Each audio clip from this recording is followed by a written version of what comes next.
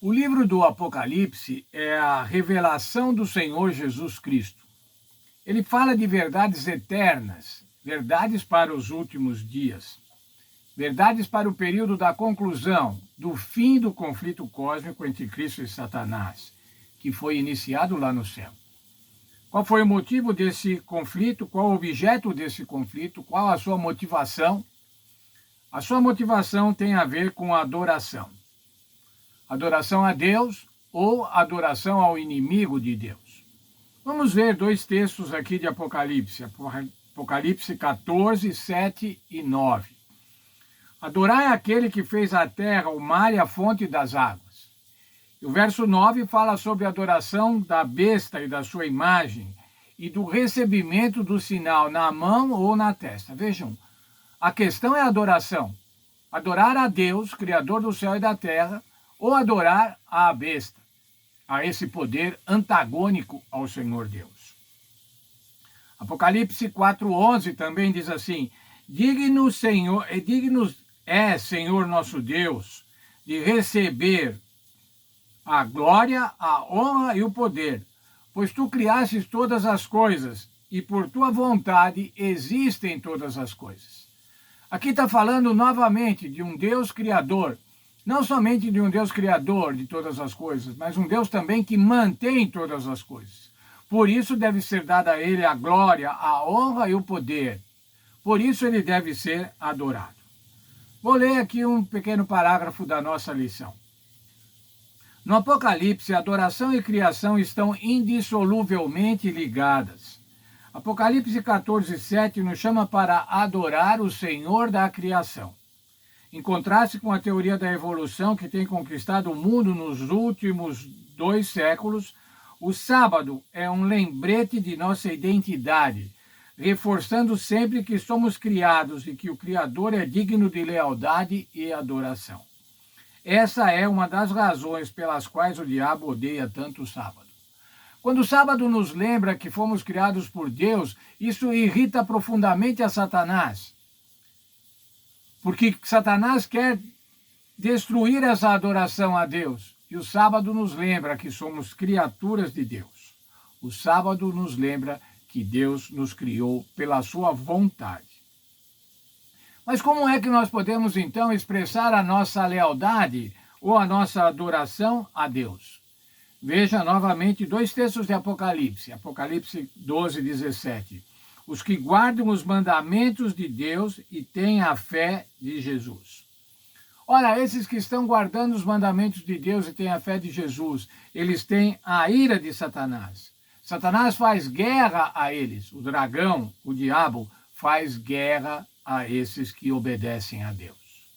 Apocalipse 14, 12. Aqui está a perseverança dos santos, os que guardam os mandamentos de Deus e têm a fé em Jesus. Como é então, irmãos, que nós podemos adorar a Deus, mostrar a nossa lealdade, a nossa fidelidade a Deus, guardando os seus mandamentos? Simples assim, obedecer os mandamentos pela graça e ter fé em Jesus. Você não precisa fazer penitências, você não precisa fazer romarias, você não precisa fazer alguma coisa mística, procedimentos místicos. Você não precisa oferecer coisas. Você simplesmente precisa obedecer os mandamentos e obedecer esses mandamentos pela graça e ter fé no Senhor Jesus Cristo. Obediência é a declaração da nossa adoração e da nossa fidelidade. Ou a Deus, quando o obedecemos, ou à besta, esse poder antagônico, quando não obedecemos os mandamentos de Deus. Mas como é que o sábado se coloca nesse contexto? Como é que o sábado pode demonstrar que nós somos fiéis a Deus? Vamos ver. Ao passo que a observância do falso sábado, de acordo com a lei do Estado e de forma contrária ao 4º mandamento, será uma declaração de fidelidade ao poder que está em oposição a Deus, a guarda do verdadeiro sábado será uma prova de lealdade ao Criador. Olha, irmãos, veja, a lei de Deus diz que nós devemos santificar o sábado, o 7º dia do ciclo semanal. A Bíblia apresenta isso em diversas passagens. O Senhor Jesus falou que não veio mudar a lei, nem um tio, nem um jota deveria ser mudado da lei, mas essa lei foi mudada. Foi mudada pela igreja oficial. Foi mudada pela igreja romana. E essa mudança diz que, em vez de adorar o sábado, devemos guardar domingos e festas. Por isso, irmãos, o sábado se constitui numa declaração de lealdade a Deus. E é por isso que Satanás também odeia o sábado, porque ele mostra aqueles que estão fiéis a Deus em detrimento da fidelidade a esse poder antagônico, também religioso, político-religioso, mas que propõe uma lei diferente da lei de Deus. E o que é a fé em Jesus? Vamos ver. Apocalipse 14, 12 afirma que os fiéis terão a fé em Jesus. Algumas outras traduções diz a fé de Jesus, que é uma fé tão profunda que confia quando não consegue ver, e persevera quando não pode entender. É um dom de Deus recebido pela fé, que nos conduzirá por meio de um conflito eminente. Deus nos dá essa fé. Quando nós, agora é interessante, irmãos, quando nós temos a fé em Deus, Ele acrescenta a nossa fé, para que a gente tenha uma fé semelhante à fé do Senhor Jesus. Devemos então buscar essa fé, devemos orar para ter essa fé. Veja o texto de Romanos 10, 17. Logo a fé vem pelo ouvir, e o ouvir vem pela palavra de Cristo. Uma outra versão desse mesmo verso diz assim: a fé vem pelo ouvir o Evangelho. E o que é o Evangelho, irmãos?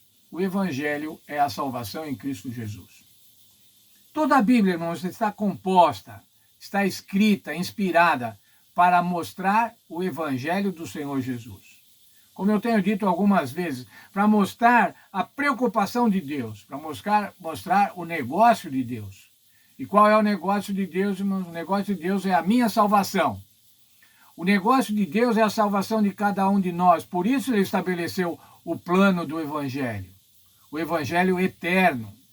Desde antes da fundação do mundo, para que nós pudéssemos ser salvos.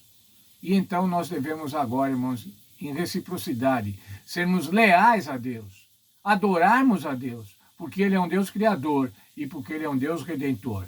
Redentor, costumamos falar, não, Deus é o redentor da humanidade. Não, Deus é o meu redentor, Deus é o teu redentor, por isso nós devemos adorá-lo.